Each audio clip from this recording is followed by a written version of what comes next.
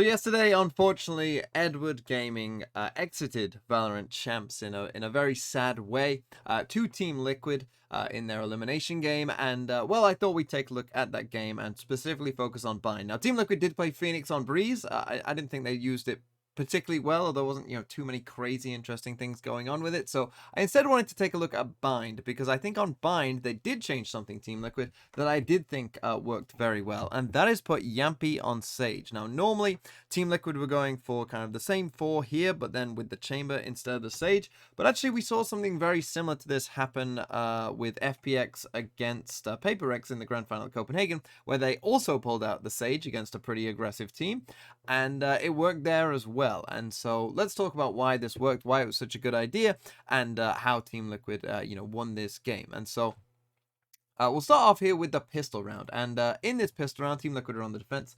And they're going to come up with a bit of an interesting idea. They're actually going to lose this round, Team Liquid, but they're going to sage wall this off, use the dog to come down here and do a little sort of pinch on this player here, QQ, on the Astra. And you'll see that it works pretty well. They managed to get this first kill, so up goes the wall, in comes the dog, and essentially QQ has nowhere to go at this point, right? He's running basically into either Navera, or he's running into these players coming behind, and so obviously he's in a bit of a pickle, because he doesn't know which way to go. He tries to just push forward, which maybe is the right choice, and unfortunately he does fall. So we end up in this situation where Team Liquid managed to get the first kill there. And well, EDG, in response to that, they've decided to basically, oh, they're pushing down here, let's just go fast towards B instead, a common reaction that a lot of teams make. And you can see that Deemsec is the one player here who's on this B site, and he kind of does the right thing, right? He's just playing very passive. Obviously he's completely alone, his teammates are on the other side of the map, so he just needs to basically know if they're there, know if they're coming, and just kind of try to not die.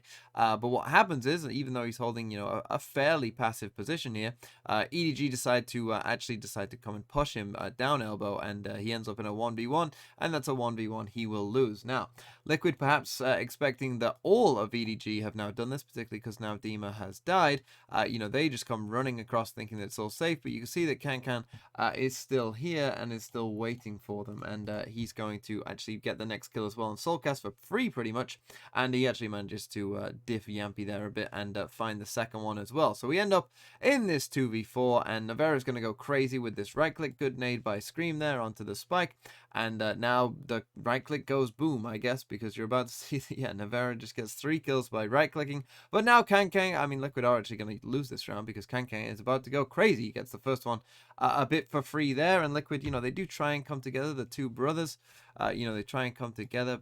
I'm not sure if they heard him drop. They have actually pinged the map here, Liquid as well, but yeah, clearly they perhaps thought that he was coming around the left-hand side, not as deep as he was, and well, eventually he manages to get those 2 kills. But now let's come to round 3, and we will talk about this Sage. And obviously on the defensive side, when you have like a Viper on a Sage on one side of the map, obviously you can lock down areas for basically enough time to allow the rotates to come in, obviously with the Viper Mollies and the Sage slows. And you'll see that EDG, they are an aggressive team, they're going to come for this fast play. You see that they put in this Astra Sug, they put in a Breach Stun, but we get a nice Sage slow out in response from Yampy as well to slow them down. And you're going to see we're also going to get a Sage wall going across Shower just there as well, which is also going to heavily delay, as it's only Life who's actually coming from Shower. But you'll see how much time the Sage buys, as now obviously Yampy can kind of focus on towards what's going on short, as the Sage wall is getting destroyed, and they can basically just wait for that. They get in the rotates to Team Liquid, and they start to get the kills, as Yampy gets the first kill there. We do get a good breach aftershock from Haodong, who is able to get that kill, but then Scream is able to trade out Haodong, and that's the thing, right? Life is just coming past the Sage wall now. He's just managed to break it, but actually what's happened is these Astra smokes that were up have actually disappeared, right? They've dissipated because the time has been so long that he's been trying to get there. So as he's trying to, get deep in onto the site, and if this wasn't a Sage, he probably would have been into the site already. Scream would be in a lot of trouble, as we can see. But instead, Dima is now, coming out of heaven, and there isn't a smoke there anymore because the Sage has bought that time. That gets them that kill. And then from here, obviously, it's just a bit of a mop up from Team Liquid. And you see the value here that the Sage provided them by just giving them that extra bit of delay in Shower, allowing them to focus on short, and then the time goes enough for those smokes to dissipate, and Dima can get a free kill on Life, and they win the round pretty comfortably. And obviously, normally you don't really associate Team Liquid the kind of big brain strategy that outthinks their opponents and plays very well against it. You more associate them with, hitting a lot of good shots and popping off and whatnot with Scream and Yappy and all of that. And well, they still had a bit of that as well, as we will see in this round. As Scream is going to go crazy. EDG go for a fairly fast execute here, as you can see. They come it down long. We get the breach done in there.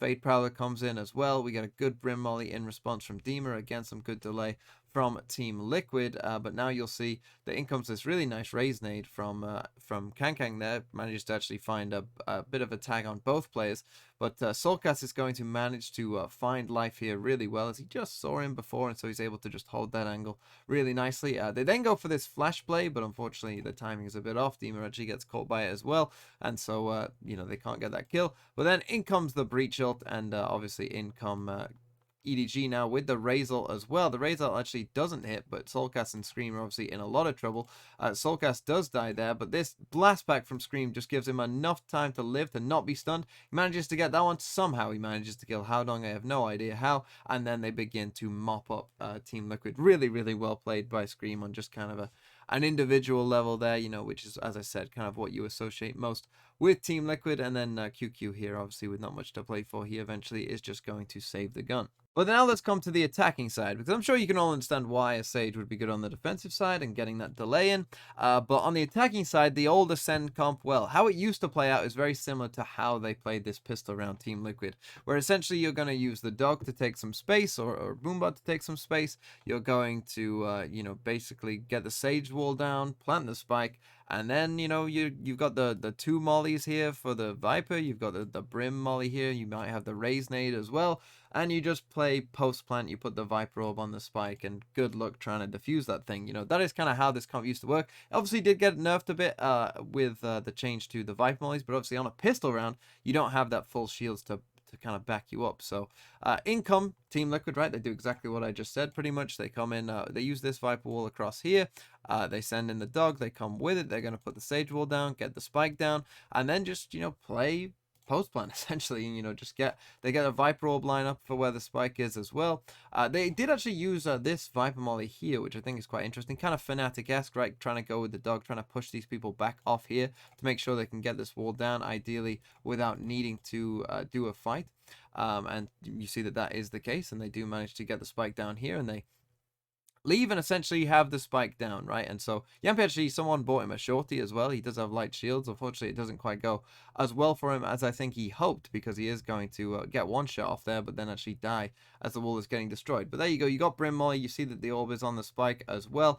They're going to send in the Raise nade. They're going to send in a Viper Molly as well, right? And they just get the delay on the spike. The Brim Molly actually gets a kill. This is a big kill from Navera, right? As he obviously does have the Viper orb, which is helping keep them off the spike as well. So the fact that he's able to stay alive there is pretty big. Everyone runs out of bullets here. I don't know how, but then Deemer just goes in for the knife. He manages to get it, and Scream trades out the last kill on Kankang. Did get pretty close there towards the end, but Team Liquid, just basically playing to the strengths of their comp here again, right? Where you have a pretty simple plan of, this is what we're going to do. They execute it pretty well, and they managed to win the round. But now let's come to round 16, and we're going to see much the same thing from Team Liquid. It's just going to be a short push, and particularly, this is literally like something from the olden days, where you've got not the normal kind of Viper wall you see these days, but the deeper Viper wall instead. We're going to get a Sage wall across there again. We're going to plant the spike, again, very, very like old Ascend kind of stuff, right? And we'll see that play out now, right? As in comes the dog. Brim, Stim even goes down as well, and they start to come. We get a really nice smoke here, actually, for Kankang from the Astra, just to kind of live in. They put a lot of pressure towards Xiao there. Scream actually comes in with his ult, but he gets flashed. Kankang manages to get one, but then is traded out there. And Scream, well, he actually gets picked off by QQ very well before he can get that ult off. But down goes the Sage wall. But here's what I wanted to talk about in this round, which is QQ in this position, right? Because obviously they have put kind of a bit of pressure towards him, right? He's managed to get this one kill, and so he's kind of stuck in this position, and we see a lot of players in this position, right, where there's been a lot of pressure down short, and they kind of don't know, do I want to go this way or do I want to try and fight this way, right? He's already managed to actually find the first kill here on screen who was pushing him, and what he's going to find out eventually here is that the Sage Wall is here, right? So the Sage Wall kind of tells him that, okay, no one's pressuring me from here, my teammates are still just coming in on the rotate, they're just getting into position now, as you can see with the aftershock coming in and whatnot. So he knows that now no one is pushing him, but he's just, and I think this is something that cost EDG is, some of that kind of discipline at times wasn't always there, and he's just going to maybe take his eye off the ball a bit, because essentially they are in, even if everyone was here for Team Liquid, right, even if all three players were there, you're still in a 3v3 that's still, very winnable, for these three players doing this retake, right, and at the end of the day, QQ can always come back. His job is still to, guard shower, essentially, or it should be at the very least, because something like this is extremely possible, and it's something that a lot of teams do, where you have, a lot of pressure come this way, and you have a late lurk come showers. Pretty much every single team will do this, right? And so if you are finding yourself in a situation like this, where he's already done very well, right? You're in a 4v3. You've got time. You're seeing that now no one is pushing you because of this Sage Wall, right? You feel pretty confident that there's no pressure coming immediately towards you, right? You can kind of think about this retake and what you're going to do. His job now is to just make sure that really this isn't a problem, right? And just basically check, is anyone actually going to come from there, and let you trust your teammates essentially to do the work. But he's not going to do that. Instead, Navarro does really well here, actually, because he walks into his own, I think this is his own snake bite, which obviously, again, he's in a 3v4, so he needs to take a risk, right? No one expects you to walk into a snake bite, and he actually manages to get the first kill from it, but then is traded out. But as you see, they're going to lose this round because Dima does this, right? QQ actually does see Yampy, but he isn't able to kill him. But then, as I said, Dima is going to win this round here for Team Liquid, as he manages to get those 2 kills. And even though Life is able to kill Yampy here, Dima now has his ult from those 2 kills as well. And so, obviously he has enough time to cause the delay and actually rotate back around the other side. Obviously, Life has to respect the ult. And, well, he gives it a good go here, Life. He does manage to get it to half, but Dima is going to be able to win out this fight in the end and win the round for Team Liquid.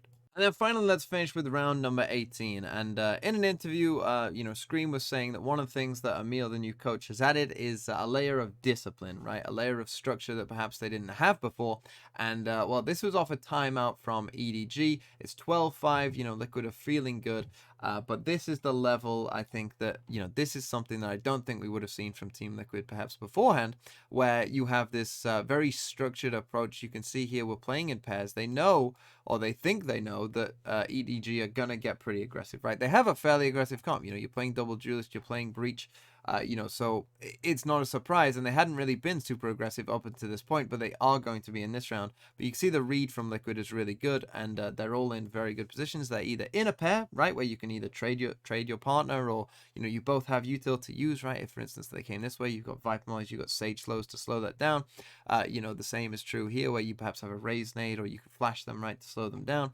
And then Dima, he's all alone, so he is super deep, right? And this is something that against Paper Rex, FPX did a lot, right? Where they were super deep, right? They would start off, in these very deeper positions, and sort of wait for Paper Rex to kind of overextend, if you will, right? They wouldn't meet them out here; they'd meet them down here instead, right? And that's something that I think perhaps Team Liquid, obviously considering the coaches of FPX and Team Liquid are twin brothers, it's not a surprise that we're seeing a similar sort of thing. So you see, EDG do go for an aggressive play. They come down here, they blast back in, they send in the Fade Haunt down here, right? They try and flash and stun and whatnot, and get some early aggression and catch out Team Liquid. Dima obviously sees this, he pings this, as you can see, and they put the deep smokes there as well. And so that allows Liquid to kind of contact walk all the way up here, expecting that, okay, if you've been super aggressive here, you're going to have to give up space there instead. So good, really great round from Liquid, to be honest, kind of understanding, what EDG were likely to do. Another great read on their opponent. They played this super, super well. And you see that they're able to basically, contact walk in super deep, right? Take a ton of space basically for free. And, they might have gone, I think, a bit early here, because they're actually going to go before Dima has smokes. But they send in the Sky Ult, and they see that there are a couple people back site, but no one actually on the site. They put the Sage Wall up. But Life actually does a really nice little updraft and manages to catch them through the window here. and get a kill, which is really quite cool with his jet knife. So they do actually end up with the first death, but do have a res online, so they use that. And then they start to come in onto the site, as you can see. They are going to get this spike down, and to be fair, EDG, they don't have the best buy in the world. We're going to see a Viper's pick come out as well from the side of Nevera. As you see, the jet ult almost got them another kill there. Dima puts a molly down, and well, they're just going to mop up here to end it here, Team Liquid, as they win this map 13-5. And I think that this was probably one of the more impressive Liquid displays I could remember on this map. Where it felt like, not only do they have, the firepower that we all know that they have, that they've always had, but they also added in this kind of, more disciplined approach. They had a very good idea for how EDG were gonna play, and they countered it pretty hard. The comp change worked amazingly for them, and they clearly had a very good plan going into this map, and it worked very well, as you can see.